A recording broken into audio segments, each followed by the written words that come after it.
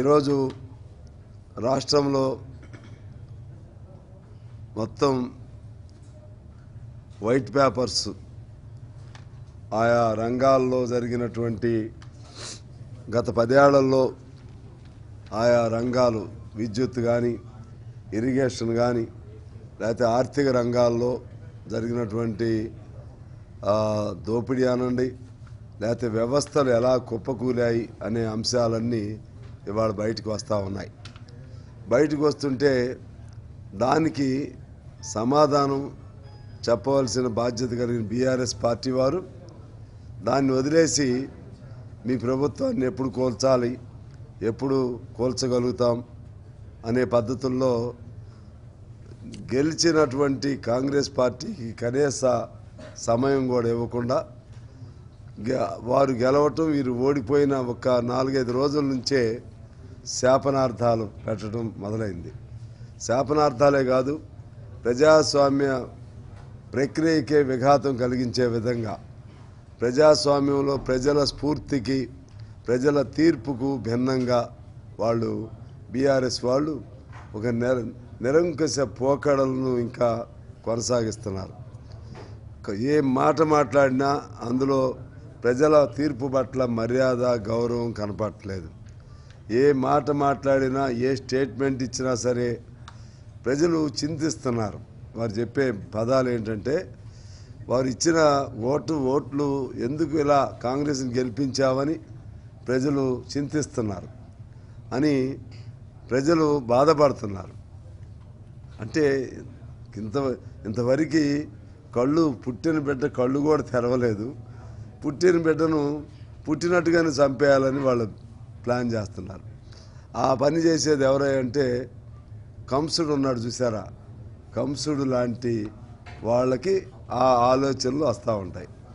ఇవాళ బీఆర్ఎస్ వాళ్ళు తెలంగాణ సాధించిన దానిలో ప్రధాన పాత్ర వహించినటువంటి ఆ పార్టీగా తెలంగాణలో జరిగే ప్రజాస్వామ్య ప్రక్రియను గౌరవించవలసిన బాధ్యత కలిగిన ఆ పార్టీ తాము తప్పితే మరి ఎవరు ఉండకూడదు, తాము తప్పితే మరి ఎవరు కూడా ఇక్కడ పరిపాలన చేసే హక్కు లేదు, అన్నీ తామే ఉండాలి అనే ధోరణితో ఆ ప్రకటన చేయటం అంటే చివరికి కంసుడికి అయినటువంటి కంస వధ అంటారే, ఆ వధ వీళ్ళకి రేపు పార్లమెంట్ ఎన్నికల్లో వీళ్ళ అహంభావంతో వీళ్ళు ఇచ్చే ప్రకటనలతో అటువంటి పరిణామం రాబోతుందని నేను ఎందుకో నా ఊహ అంచనాతో చెప్తా ఉన్నాను. కారణం మీ అందరికీ తెలుసు. ఇవాళ నీకు బీఆర్ఎస్ అనే పార్టీ ఎప్పుడైతే ఓడిపోయిందో ఆ బీఆర్ఎస్ కకావికలు మొదలయ్యాయి, బీఆర్ఎస్లో లుకలుకలు మొదలయ్యాయి. సమయం కోసం చూస్తూ ఉన్నారు. వాళ్ళు దానిలో నుంచి ఎప్పుడు బయటికి పడాలని వాళ్ళు చూస్తుంటే దాన్ని కప్పిపుచ్చుకోవడానికి కాంగ్రెస్ నుంచి మేము ఎట్లా లాక్కోవాలని వీళ్ళు చూస్తున్నారు. ఇవాళ ఆ పరిస్థితి రాదు. చూసాం మన సింగరేణి ఎన్నికల్లో మన భూపాలపల్లి కూడా ఉంది. ఇక్కడ మొత్తం గంపగుత్తగా ఐఎన్టీసీ, అంతకుముందేమో ఐఎన్టీసీ వాళ్ళు టీబీజీకేకి వెళ్ళారు, టీబీజీకే వాళ్ళు ఇవాళ ఐఎన్టీసీకి వచ్చారు.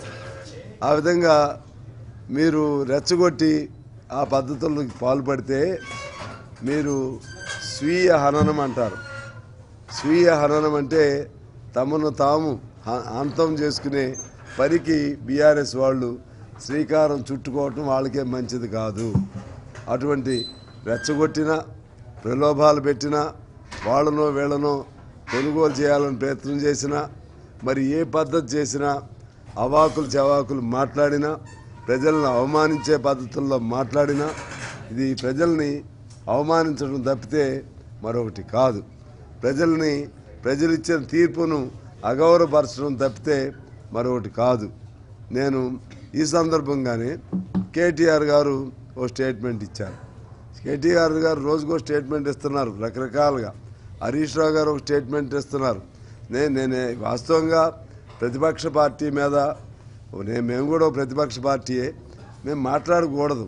కానీ ప్రజాస్వామ్య ప్రక్రియను గౌరవించవలసినటువంటి ఒక పద్ధతిని విడనాడి వాళ్ళు ఇస్తున్న ప్రకటనలు ఉన్నాయి కాబట్టి దానిపైన నేను మాట్లాడాల్సి వస్తుంది. కేటీఆర్ గారు ఏమంటారు, కరెంటు బిల్లులు మీరు కట్టవద్దు, సోనియా గాంధీ గారికి ఆ బిల్లులు పంపించండి అని చెప్తారా? ఇది ప్రజాస్వామ్యమా? ఇదేనా ప్రజల పట్ల మీకున్న గౌరవం? ఇదేనా వ్యవస్థ పట్ల మీకున్న గౌరవం? ఇదేనా చట్టం పట్ల మీకున్న గౌరవం? ఇంకా మీరు స్టేట్మెంట్లు చూస్తూ ఉంటే, అనేక స్టేట్మెంట్లు చూస్తూ ఉంటే, కాళేశ్వరం దగ్గర నుంచి, లేకపోతే పాలమూరు రంగారెడ్డి దగ్గర నుంచి, అదేవిధంగా మా సీతారాం ప్రాజెక్టు దగ్గర నుంచి అనేక అవకతవకలు జరిగితే దాని నుంచి ఎలా బయటపడాలో తెలియక ఈ పద్ధతుల్లో నేను అడుగుతా ఉన్నా.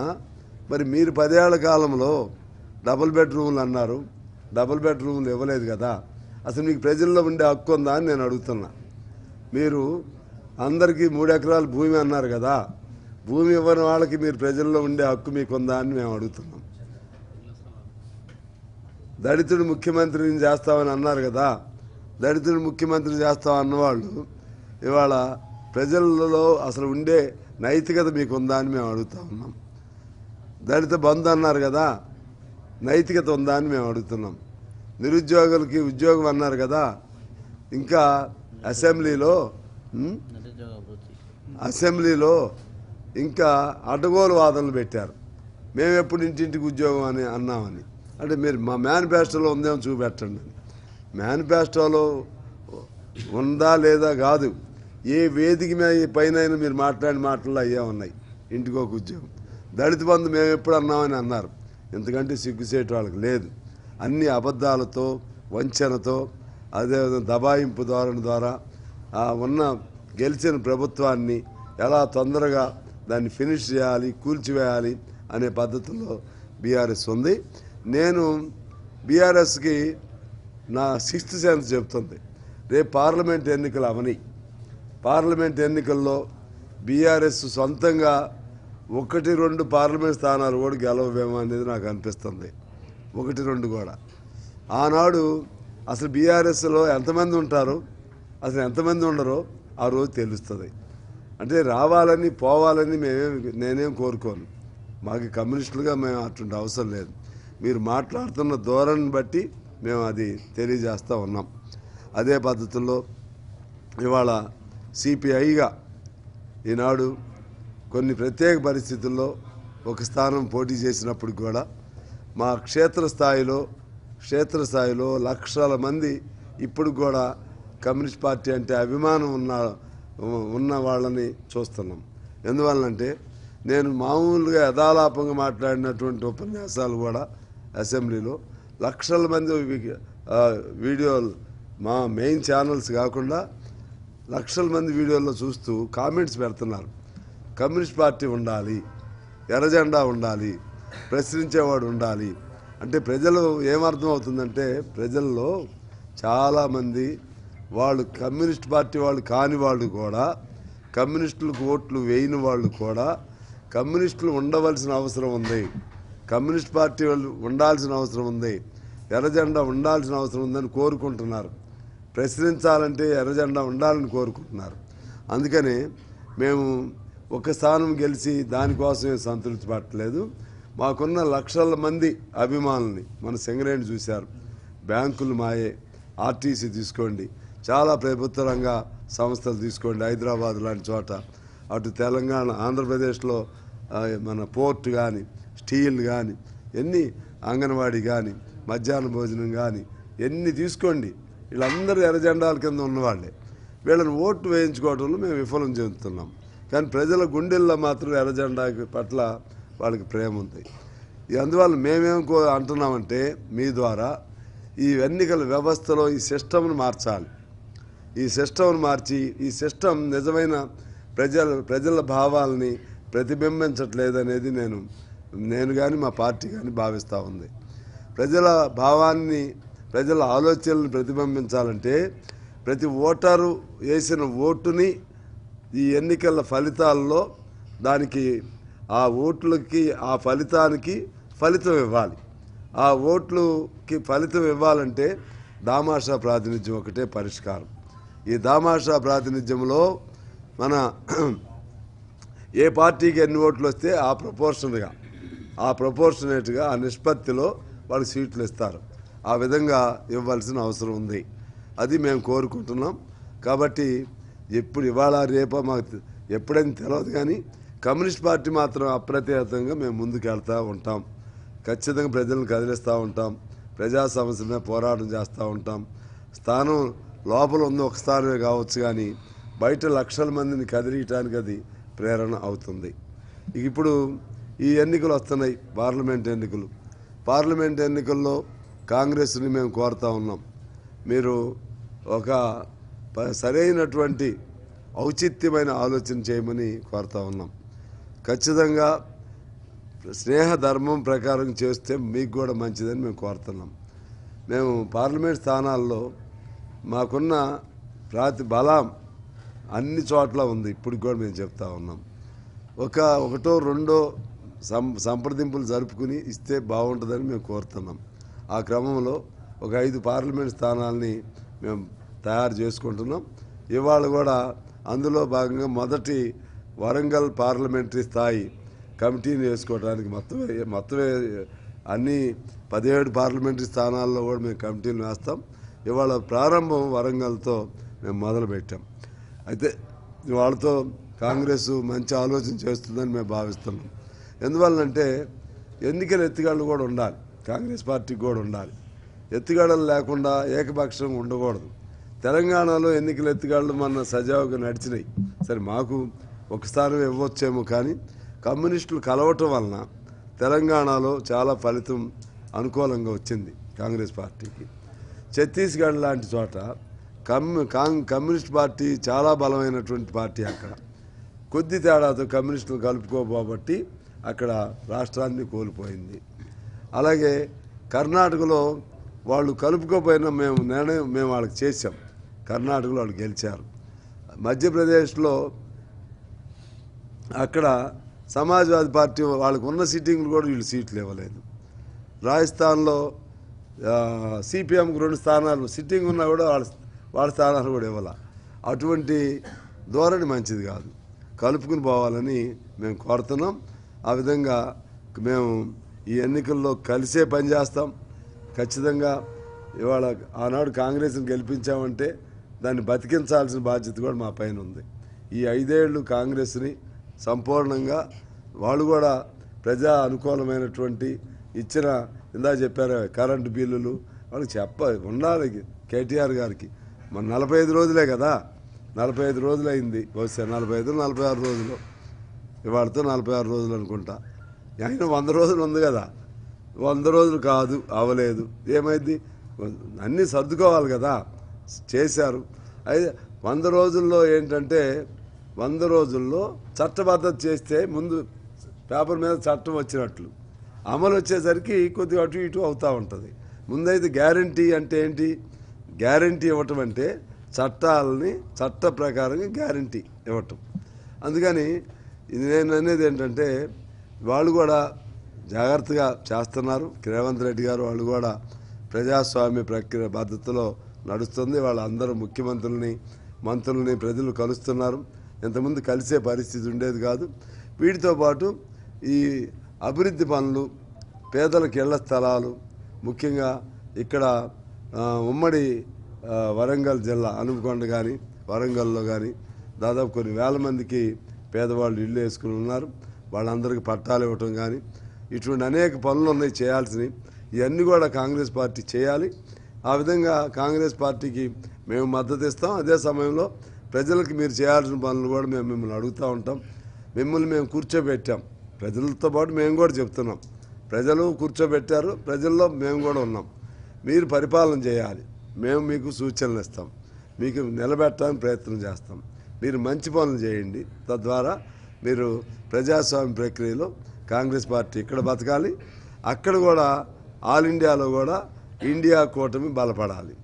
ఆ విధంగా నేను మనవి చేస్తూ ఇంకా బీజేపీకి సంబంధించి ఒక మాట చెప్పి నేను క్లోజ్ చేస్తాను.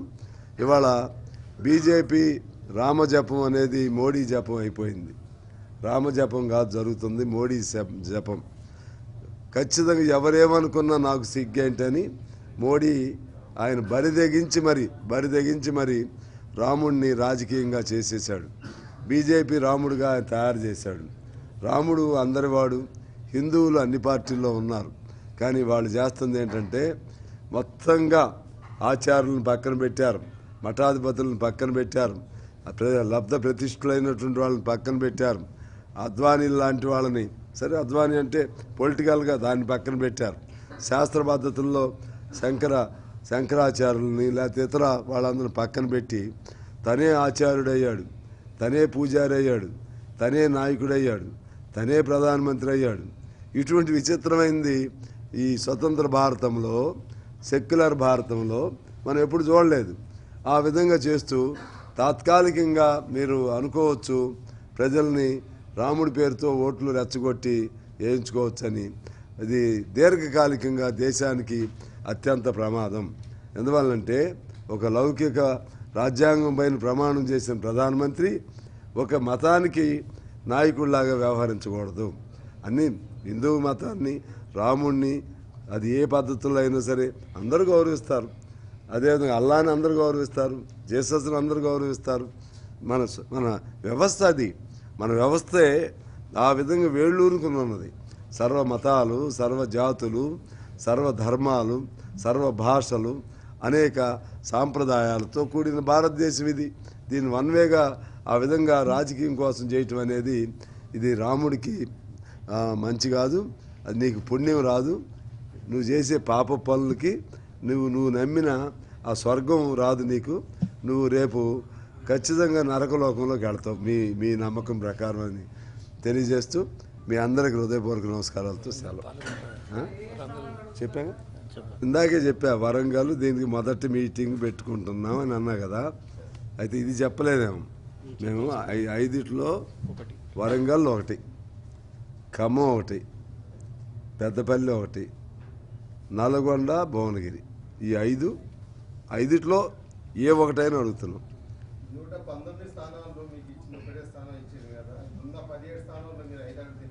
19లో ఒకటి అడిగాం కదా, ఇప్పుడు 17లో ఒకటి అడుగుతున్నాం. 5 ఇస్తున్నాం, 5 ఒక టీముని అడుగుతున్నాం. వాళ్ళ ఇష్టమే, చాయిస్ వాళ్ళదే. 5 ఒక టీముని అడుగుతున్నాం. అప్పుడు అడిగారే 5 ఊళ్ళు ఇవ్వమని వాళ్ళు అడిగారు. మేము 5లో ఒక టీముని అడుగుతున్నాం.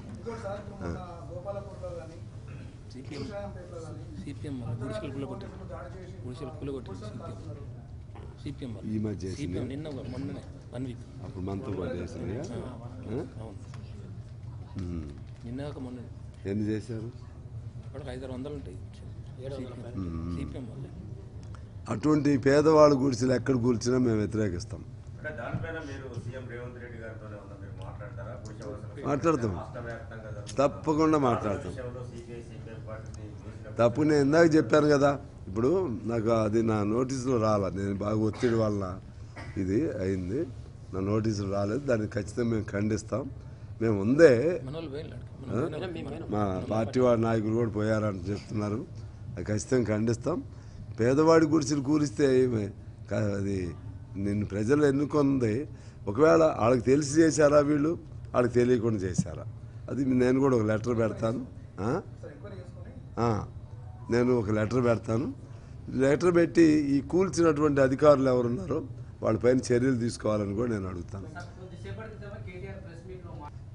నేను ఒకటి చెప్పాలంటే, కాంగ్రెస్కి బీజేపీకి ఎప్పుడు పొంతనే ఉండదు. మీరు రాసుకోండి. కాంగ్రెస్ బీజేపీ అనేది పొంతన ఉండదు. ఎందువల్లంటే అక్కడ రేపు ఈ స్థానిక రాష్ట్రాల ఎన్నికలు అయిపోయినాయి. అక్కడ జరిగే ఎన్నికలు, పార్లమెంట్ ఎన్నికల్లో కాంగ్రెస్ కూటమి, బీజేపీకి పోరాటం. ఈ బీఆర్ఎస్ వాళ్ళు ఎందులో ఉన్నారు? బీఆర్ఎస్ వాళ్ళు కాంగ్రెస్ కూటమిలో లేరు.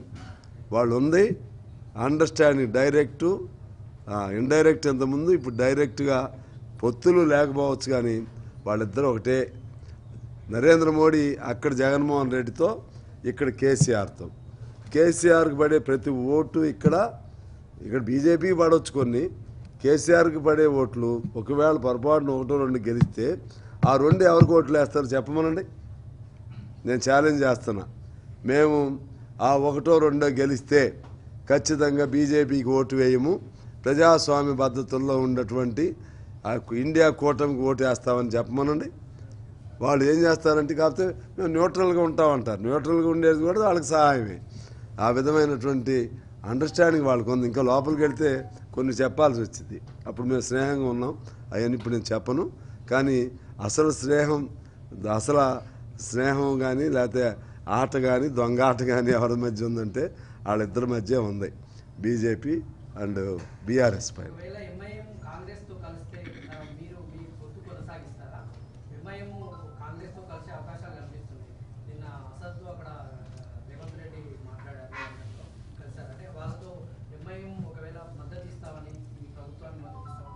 ఇప్పుడు ఎంఐఎంకు సంబంధించి మేము ఇప్పుడు దాన్ని అది ఒక ప్రధానమైన ప్రబలమైన పార్టీగా మేమేం చూస్తలేదు ఎంఐఎంది. ఆ తర్వాత బీజేపీ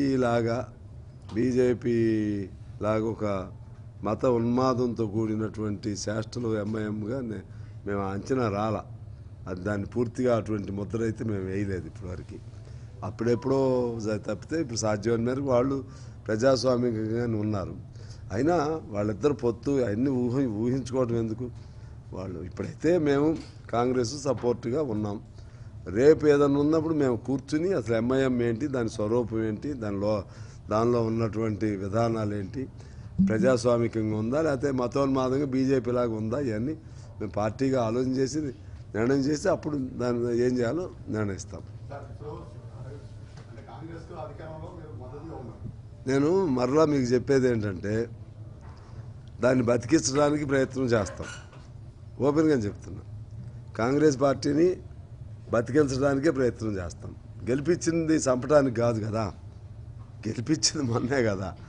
అదే సమయంలో దాన్ని బతికించడానికంటే తప్పు ఏదైనా జరిగిందని జబ్బు వచ్చిందనుకో ఏదన్నా దానికి వైద్యం చేస్తాం. కాంగ్రెస్ ఒక మనిషి మన ఇంట్లోనే ఒకరికి జబ్బు వచ్చిందనుకో వైద్యం చేయాలి. తప్పు ఏమైనా జరిగిందనుకో దాన్ని సరిదిద్దుతాం, అన్ని జాగ్రత్తలు చెప్తాం. ఇక అంతా వైద్యం చేసినా పనికి రాకుండా పోయేవాడిని ఎవడేం చేయలేడు. ఇప్పుడైతే మా దానికి మేమేం చేయలేం కదా. మా వైద్యం చేసేవాడిది ఆడెవడో పిచ్చి డాక్టర్ అయితే వైద్యం వికటిస్తుంది, కానీ ఆడెవడో ఒకడు ఉంటాడు. మేము పిచ్చి డాక్టర్లు కాదు, మేము కమ్యూనిస్ట్ డాక్టర్లు. సమాజంలో మేము ఏం చేసినా ఎప్పుడు వికటన లేదు, ఏం చేసినా మంచే జరిగింది. అన్నీ ఉంటాయి చెప్తున్నా కదా. నేను నిరసనలు కాదు, నేను చెప్పేది ఏంటి, ప్రభుత్వాన్ని బతికించాలని. ఇప్పుడు నేనేమన్నాను ఇందాక, గుడిసెలు పీకేశారు, దాని మీద ఖచ్చితంగా మేము టేకప్ చేస్తాం. సమస్యలు వేరు, ఆ సమస్యలను అడగకపోతే మరి నేను అసెంబ్లీలో చెప్తుని మీరు చేసే మంచిని సపోర్ట్ చేస్తూనే ఉంటాం, తప్పులు చేస్తే దాన్ని మీరైనా సరే మేము అడుగుతామని చెప్తుంది.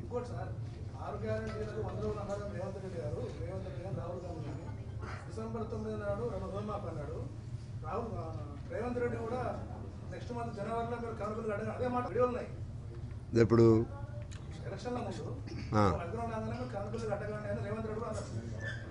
ఓకే, రేవంత్ రెడ్డి అంటే ప్రజలు అడగాలి. ఆయన ఎవరు అడుగుతాడు? ఆయనకేం హక్కు ఉంది? ఆయనకేం హక్కు ఉంది? నేను అంటున్నా, ఎవరైతే రేవంత్ రెడ్డి ప్రజలను అడిగాడు, ప్రజలు ఓట్లు వేశారు, మేము ఓట్లు వేసామని చెప్పి అడిగాడు. ఎందుకంటే నువ్వు తప్పులు చేసి ఉన్నావు, నిన్ను తప్పులు చేసి ఆడ మూలను కూర్చోబెడితే నేను ప్రజల తరపున అవును 100 రోజులు టైం ఉంది. మేము ఒకవేళ రేవంత్ రెడ్డి అన్నా సరే 100 రోజులు టైం ఉంది. చట్టం చేయాలని అడుగుతాం, చట్టం చేయనప్పుడు అడుగుతాం చట్టం చేయండి అని. అంతే తప్పితే అది సోనియా గాంధీని ప్రభుత్వంలో తీసుకురావటం ఏంటి? అసలు ఏం తెలివితేటలు. కరెంట్ బిల్లు సోనియా గాంధీ దగ్గర పంపిస్తారండి. దాన్ని బట్టే ఆయన మైండ్ ఎట్లా ఉందో తెలుస్తుందా? ఆ మైండ్ అసలు కకావికలైపోయాడు. మనుషులే కాదు, మైండ్ కూడా చెడిపోయింది. మైండ్లు చెడిపోయి ఏది పడితే అది మాట్లాడుతున్నట్టు ఉంది. ఉందాగా ఉండాలి. మరి మేము ఎట్లా ఉన్నాం? కమ్యూనిస్టులు అధికారం ఉన్నా లేకపోయినా ఎంత దెబ్బతింటున్నా సరే మేము నిలకడగా ఉన్నాం. వీళ్ళు తట్టుకోలేకపోతే ఎట్లా? నేను అది కూడా చెప్తున్నాను. నేను చాలాసార్లు మీటింగ్లో చెప్పేవాడిని, ఇంతకుముందు చాలాసార్లు ఏం చెప్పేవాడిని అంటే, అధికార పార్టీలు ఒకసారి 2 సార్లు అధికారం కోల్పోతే కనపడరు, కానీ మేము ఉంటాం. మాకు వాళ్ళకుండా తేడా అది.